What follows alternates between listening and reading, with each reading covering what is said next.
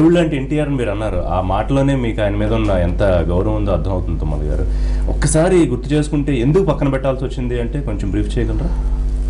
ఇది నేను చెప్పాను కదా, కోట్ల మంది ప్రజల అభిమతాన్ని, అంటే కోట్ల మంది ప్రజల అభిమతానికి వ్యతిరేకంగా వెళ్ళారా ఎన్టీఆర్? అవును, ఆయన వెళ్ళారంటలేదు, ఆయన ఆ రకంగా మలిచేదానికి ప్రయత్నాలు జరిగినాయి. మాదేంటంటే మేము రాజకీయాలు ఆశించో పదవులు ఆశించో ఈ పార్టీలో రాలా. ఎన్టీఆర్ యొక్క నీతివంతమైన రాజకీయాలు చేయాలి, ధర్మబద్ధమైన రాజకీయాలు చేయాలి. ఆయన గారు నాకు ఎమ్మెల్యే టికెట్ ఇస్తారని మంత్రి ఇస్తారని కూడా నాకు తెలియదు.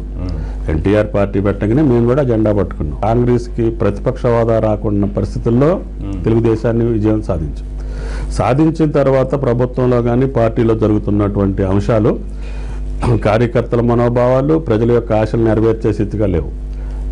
ఎన్టీఆర్ దాన్ని కంట్రోల్ చేసే పరిస్థితి దాటిపోయిన తర్వాతనే మేము పార్టీని రక్షించుకోవటం చేసినటువంటి కార్యక్రమం. సో అప్పుడు టేక్ ఓవర్ చేయాల్సి